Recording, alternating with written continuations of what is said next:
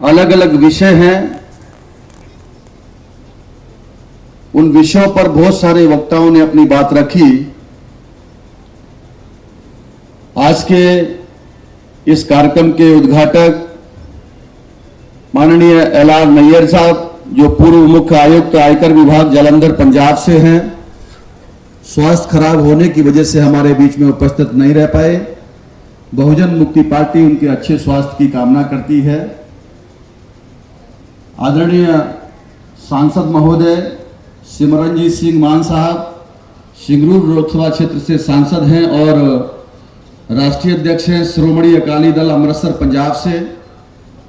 Chief guest हैं आज के इस हमारे प्रथम राष्ट्रीय अधिवेशन के, मगर वो भी हॉस्पिटल में होने की वजह से हमारे बीच में उपस्थित नहीं है। हम वाहिगुरु से प्रार्थना करते हैं कि जल्दी वो स्वस्थ रहें। उन्होंने अपने प्रतिनिधि यहाँ पर भेजे हैं, उन्होंने अपनी बात रखी और उनका संदेश भी आपके बीच में पढ़ करके सुनाया। माननीय सिमरनजीत सिंह मान साहब वो शख्सियत हैं, इतनी लंबी उम्र में भी आज वो सांसद हुए, कई बार वो चुनाव हारे मगर कभी समझौता नहीं किए और डटे रहे मजबूती के साथ में। और आज भी उन्होंने ये फैसला लिया है कि हम आने वाले वक्त में भारतीय जनता पार्टी को मिलजुल करके पूरी तरीके से मुकाबला करेंगे 2024 में। और उनका संदेश भी अभी आप लोगों ने सुना। इसके साथ में ही नागमणि कुशवाहा जी और राष्ट्रीय पिछड़ा वर्ग मोर्चा के राष्ट्रीय अध्यक्ष, युवा नेतृत्व, युवाओं के देश की धड़कन चौधरी विकास पटेल जी की फ्लाइट लेट होने की वजह से अभी वो भोपाल में पहुंच तो गए हैं मगर अगले सत्र में आपका मार्गदर्शन करेंगे। मैं उनका भी हार्दिक स्वागत अभिनंदन करता हूं। आदरणीय रेकवाल साहब हमारे बीच में हैं, जो अभी मुझसे पूर्व में अपनी बात विस्तार से रखे। इस मध्य प्रदेश की क्रांति की भूमि से ही वो ताल्लुक रखते हैं और हम सभी के मूल निवासियों के महानायक आदरणीय वामन बेसराम साहब हमारे प्रेरणा स्रोत, भारत मुक्ति मोर्चा के राष्ट्रीय अध्यक्ष, बहुजन क्रांति मोर्चा के और राष्ट्रीय परिवर्तन मोर्चा के राष्ट्रीय संयोजक माननीय आदरणीय वामन बेसराम साहब हमारा मार्गदर्शन करने के लिए इस प्रथम राष्ट्रीय अधिवेशन में भी पहुंचेंगे। मैं उनका भी दिल से आभार व्यक्त करता हूं कि इन ऐतिहासिक क्षणों में प्रथम राष्ट्रीय अधिवेशन हम जो लेने जा रहे हैं, 10 साल हम लोगों ने तैयारी किया है इसकी युद्ध स्तर पर, और ये इतनी बड़ी संख्या में, यहाँ हजारों की संख्या में जो आप लोग देश भर के कोने कोने से 22 स्टेट के प्रतिनिधि उपस्थित रहे। मैं आप सभी लोगों का क्रांतिकारी अभिवादन, जय भीम, जय मूल निवासी करता हूं। समस्त महान पुरखों को मैं नमन करता हूं। इस क्रांति की धरती पर प्राचीन काल से तथागत गौतम बुद्ध से लेकर के मध्यकालीन भारत के सभी संत गुरुओं, जिन्होंने इस देश के मूल निवासियों की आजादी के लिए, हमको अधिकार दिलाने के लिए अपने जान की बाजी लगाई, उन सभी महापुरुषों को मैं श्रद्धा सुमन अर्पित करता हूं।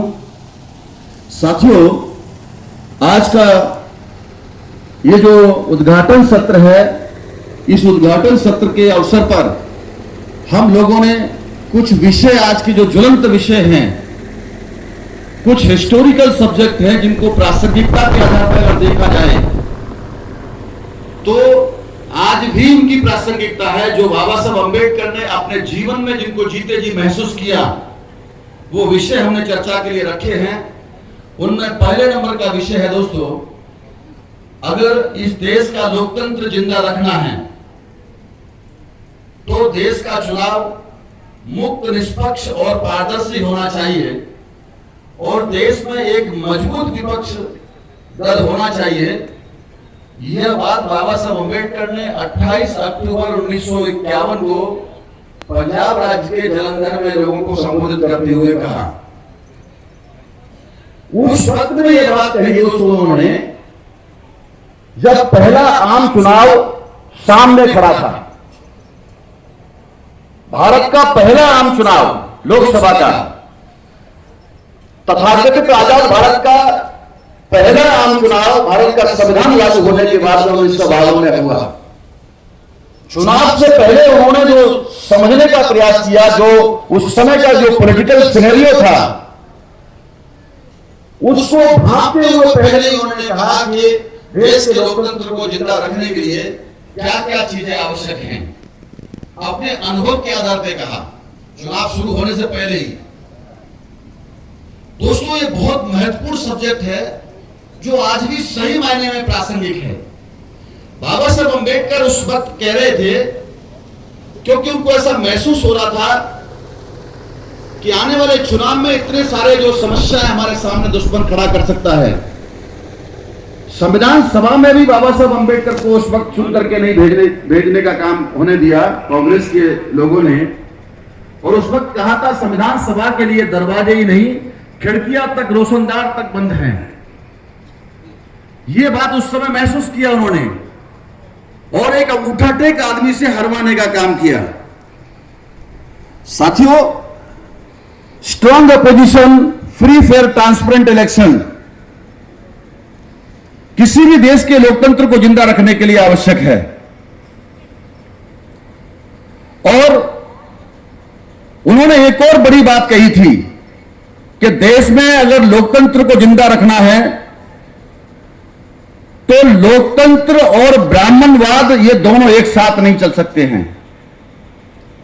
अगर देश में ब्राह्मणवाद जीवित रहेगा तो निश्चित तौर पर लोकतंत्र की हत्या होगी, जो हो रही है। अगर वास्तविक लोकतंत्र स्थापित हो गया तो ब्राह्मणवाद जीवित रहने वाला नहीं है, फिर लोकतंत्र रहेगा। यह कड़वा सच है। साथियों, पहले चुनाव के अंदर में ही देश के लोकतंत्र की हत्या करने का काम सो कॉल्ड उस समय की जो तथाकथित कांग्रेस पार्टी थी उन्होंने किया। 3.5% मनवादियों को, डीएनए के अनुसार विदेशी लोगों को, पंडित जवाहरलाल नेहरू ने अपनी जाति बिरादरी के लोगों को, जिनकी संख्या 3.5% है, उन शासक जाति के लोगों को 60% टिकट देने का काम पंडित जवाहरलाल नेहरू जी ने उस वक्त किया था पहले चुनाव में। और 47% लोगों को चुनवा करके भारत के लोकतंत्र की हत्या करने का काम सबसे पहले किया। लोकतंत्र का जो प्राण तत्व है वो प्रतिनिधित्व होता है, तो प्रतिनिधित्व विहीन आज देश के अंदर में लोकतंत्र है। केवल लोकतंत्र का ढांचा दिखाई देता है। असल मायने में आपको अगर देखने को मिले तो वास्तव में लोकतंत्र के नाम पर देश में केवल नौटंकी तंत्र चल रहा है। मजाक बना दिया है वर्तमान शासक जाति के लोगों ने। मनी, मीडिया, माफिया, ये ट्रिपल एम का प्रयोग उस समय से चल रहा है। भ्रष्ट चुनाव होता है, एक खरीदा हुआ लोकतंत्र है, यह बिकाऊ लोकतंत्र है। दुनिया वालों से कहा जाता है, भारत के जो शासक जाति के लोग, जो सोकॉल्ड लोग हैं, वो कहते हैं Indian democracy is the largest democracy of the world. कहने के लिए है केवल, लेकिन वास्तविकता यह है कि Indian democracy is the largest नौटंकी तंत्र इन द वर्ल्ड। लार्जेस्ट नौटंकी तंत्र है। हमको लाइन लगा करके चुनाव के अंदर में लाइन दिखाई देती है, भीड़ दिखाई देती है। हमारी माताएं बहनें जिस दिन वोट पड़ता है, चाहे वो लोकसभा का हो, चाहे विधानसभा का हो, चाहे किसी भी चुनाव में कोई भी वोट हो, अपने घरों में चूल्हा नहीं जलाती हैं। ठंडे ठंडे में पहले हम वोट डाल के आएंगे, उसके बाद खाना पकाएंगे। खाना तो डेली बनता है। वो बड़े उत्साह के साथ उस समय को वो काम को करती हैं, वोट डालने का काम करती हैं, मगर कितने तौर पर उसमें भ्रष्टाचार होता है, कितनी जगहों पर आज शासक जाति के लोग उनका इस्तेमाल करते हैं। हमारे लोगों को चुनाव लड़ने की, चुनाव लड़वाने की खुजली है, मगर वास्तव में वो सिस्टम जो है उसको समझने के लिए कोई तैयार नहीं है। आज की तारीख में सिस्टम किस तरीके से ध्वस्त है। आप शासक बनना चाहते हो तो दो तीन बातें हैं, आपको उनको बहुत ध्यान देना होगा। केवल लाइन लगा करके वोट देने से आप शासक नहीं बन सकते हैं। पहले नंबर पर कितने लेवल पे गड़बड़ियां होती हैं, जिसमें पहले नंबर की गड़बड़ियां होती है दोस्तों, वो क्या है? वर्तमान जो भारतीय जनता पार्टी की सरकार है वो प्रत्येक लोकसभा में और अभी हाल ही में देखने को जो मिला हम लोगों को, जो अनुभव जब से हम लोगों ने चुनाव लड़वाना शुरू किया तो हमारा प्रैक्टिकल अनुभव आया देश भर का। देश के अलग अलग राज्यों में विधानसभाओं के चुनाव हुए, उसका हम लोगों को प्रैक्टिकल अनुभव आया। प्रशासनिक अधिकारियों को लगा करके सबसे पहले तो प्रत्येक विधानसभा में जहां जहां लगता है कि बीजेपी हारने वाली है, वहां वो लोग 20 से 25 हजार वोट पहले से ही कटवाने का काम करते हैं। जो वास्तव में डोमिनेंट कास्ट के लोग होते हैं, जो बीजेपी को हराने की क्षमता रखते हैं, वहां से पहले ही पहले नंबर के घोटाला, पहले नंबर की सबसे बड़ी गड़बड़ी होती है। वहां से बहुत सारे प्रशासनिक अधिकारी भी हमारे साथ जुड़े हुए हैं, किसी का नाम लेना नहीं मैं चाहूंगा। ये साहब काशीराम जी को भी उस समय अनुभव हुआ था। एक नंबर की गड़बड़ी पहले वोट कटवाने का मामला करते हैं, और आप लोग पूरी जोश खरोश के साथ में कहते हो हम लोग फलाने को जिताएंगे, फलाने को इस बार हराना है। अरे वोट रहेगा आपका पहले लिस्ट में, तब तो आप हराने जिताने का काम कर सकते हो। वोट ही गायब कर दिया। जब आप वोट डालने के लिए जाते हो बूथ पर, अपना पहचान पत्र दिखाते हो और वहां पीठासीन अधिकारी आपका नाम पुकारता है, हाँ भाई क्या नाम है आपका, पूछता है साहब मेरा फलाना नाम है। अरे आपका तो नाम ही नहीं लिस्ट के अंदर में कहीं पे भी। जाओ भागो, नाम नहीं आपका। अरे साहब मेरा कार्ड है, मेरा ये वोटर कार्ड है, पहले भी वोट डाला था, अभी हाल फिलहाल में मैंने यहां विधानसभा का चुनाव हुआ उसमें भी डाला, जिला पंचायत का चुनाव हुआ उसमें भी डाला। बोले जाते हो कि दो डंडे पड़वाओ अभी पीछे। वहां जो सीआईएसएफ के लोग होते हैं, वहां से ज्यादा अगर आप कुछ बातें करते हो, उसके साथ में झगड़ा करते हो, तो वहां से आपको आपका सब कुछ नाम कटवा दे, गायब ही कर दिया ऊपर से। वहां से हमारे लोग निराश होकर के अपना समूह बनाते हुए वापस लौट के आते हैं। 20 से 25 हजार वोट साफ हो गया। और बीजेपी फर्जी वोट बढ़वाने का काम करती है, जो शासक सत्ताधारी दल होते हैं। यह देखने को हमको अनुभव आया। दूसरे नंबर की घोटाला कहां करते हैं? जब मशीनें आप भेजते हैं और वोट जिस दिन डलता है, वो वोट डलने के वक्त में 2-4 वोट इधर उधर होता है। आप किसी भी बीजेपी के विरोधी दल को वोट डालो, कांग्रेस को डालो, सपा को डालो, बसपा को डालो, बहुजन मुक्ति पार्टी को डालो, जो भी विपक्षी दल है उसको हमारे लोग जाकर के सम्मानित मतदाता वोट डालने का प्रयास करते हैं। बीप की आवाज आती है, बटन दबाई जाती है और आवाज आती है, उसमें बत्ती जलती है, मगर वोट सारा का सारा बीजेपी को जाता हुआ नजर आता है। यहां पर घोटाला होता है। जो पहले से मशीनें सेट करके रखते हैं, सबूत है, आज तक माननीय चुनाव आयोग के पास में इसका कोई जवाब नहीं है। तमाम मीडिया के लोगों ने बातें उठाई, 20 लाख मशीनें कहां गई, आज तक उनका कोई अता पता नहीं है। तो यह सवाल खड़ा करने की बात है, इस पर चर्चा होने की बात है, मगर कोई पार्टी बोलने के लिए तैयार नहीं है इसके लिए। वहां मशीन बदली जाती है, जो पहले से सेट होते हैं, उस पर दिन भर तक सारा का सारा वोट जो है आप कहीं भी डालो, सारा का सारा उधर बीजेपी को ट्रांसफर होता है। हंगामा खड़ा होता है, कोई सुनने के लिए तैयार नहीं है। माननीय चुनाव आयोग बड़ी बड़ी लिस्ट जारी करते हैं, ये यहाँ के ऑब्जर्वर होंगे, यहाँ के निर्वाचन अधिकारी होंगे, यहाँ के फलाने होंगे, सब कोई नंबर नहीं उठता है। उस समय आप चिल्लाते रहो, शिकायत करते रहो, समाधान नहीं होता है। इसलिए मैं कह रहा हूं, द लार्जेस्ट नौटंकी तंत्र ऑफ द वर्ल्ड। सबूत हैं,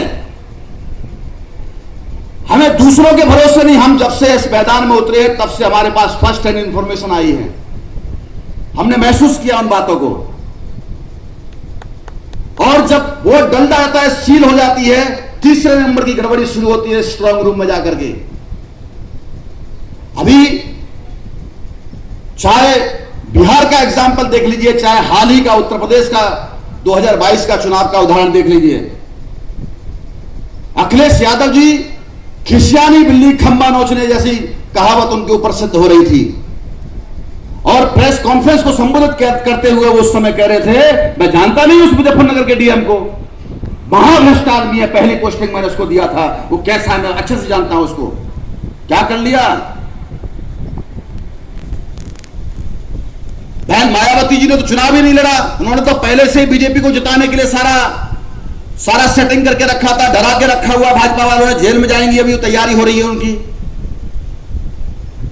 और कांग्रेस तो मरी हुई है, उस मरी हुई को लात मारने का कोई मतलब नहीं बनता, मैं उचित नहीं समझता, वो तो आखिरी सांसें गिन रही है अभी। और इसको आखिरी सांस गिनने के लिए पहले साहब काशीराम जी ने मेहनत किया और इसको आखिरी बिल्कुल एकदम समाप्ति की ओर पहुंचाने के लिए ये देश के मूल्यवासियों के महानायक माननीय वामन मेश्राम साहब ने इसको बिल्कुल जमीन में गाड़ने का काम किया है। इसलिए ज्यादा हमें उस पर चर्चा करने की जरूरत नहीं है। पैसे का भ्रष्ट उपयोग करते हैं, मनी का।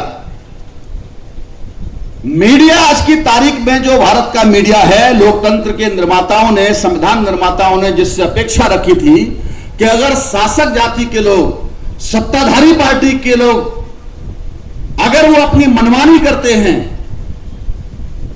तो विपक्षी दलों को और खास तौर पर मीडिया के लोगों को, जनता को, उनकी कमियों खामियों को, सरकार की, समाज को, जनता को बताने का काम करना चाहिए।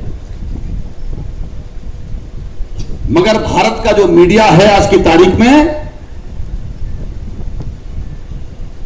वो राष्ट्र विरोधी प्रचार करता है।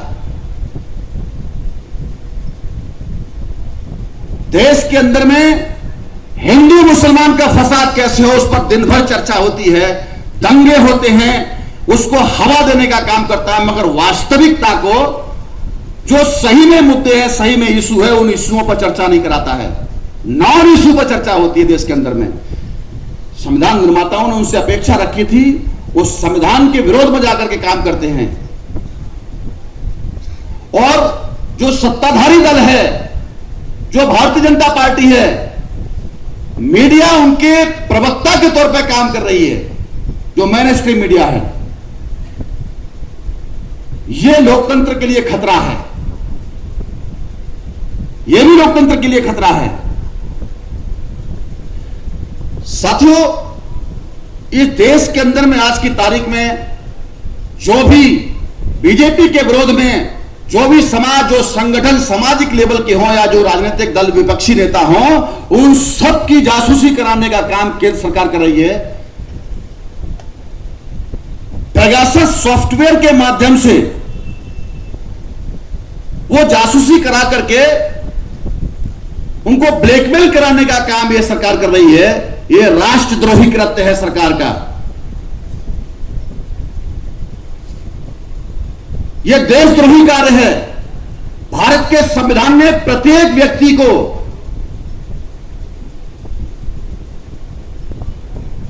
राइट टू प्राइवेसी का अधिकार दिया है, निजता का अधिकार है, उसका मौलिक अधिकार है निजता का अधिकार। आपकी निजी जानकारी को हथियार बना करके उन्होंने, और उस निजी जानकारी के आधार पर लोगों को ब्लैकमेल किया जाता है और उसके बाद में उनको धमकी दी जाती है, ईडी उनके पीछे लगाया जाता है, सीबीआई लगाया जाता है।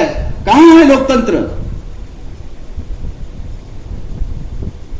आज कोई भी विपक्षी नेता आवाज उठाने के लिए तैयार नहीं है, सारे लोग डरे हुए हैं।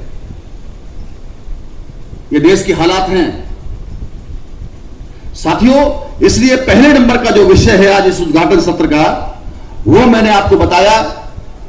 दूसरे नंबर का विषय, क्या ईवीएम से लगातार चुनाव कराते रहने से लोकतंत्र जीवित रह सकता है? बिल्कुल नहीं रह सकता। भारत की सुप्रीम कोर्ट ने, जिसके ऊपर कोई कोर्ट नहीं है, सुप्रीम कोर्ट ने 8 अक्टूबर 2013 को निर्णय सुनाया कि वर्तमान इलेक्ट्रॉनिक वोटिंग मशीन से free, fair and transparent election नहीं हो सकता है, पैरा नंबर 29 में। इसलिए वोटर्स के विश्वास को रिस्टोर करने के लिए, जीतने के लिए कोई दूसरा उपाय ढूंढना होगा। यह सुप्रीम कोर्ट का निर्णय है जिस पर प्राइम टाइम में न्यूज चैनलों पर चर्चा होनी चाहिए थी, मगर भारत के किसी भी मीडिया ने उस समय से लेकर के 2013 से लेकर के आज 2022 चल रही है, उस सुप्रीम कोर्ट के इतने बड़े फैसले पर इतनी बड़ी टिप्पणी किया उन्होंने, आज तक कोई प्राइम टाइम में चर्चा नहीं हुई, किसी अखबार में खबर तक नहीं आई है उसकी।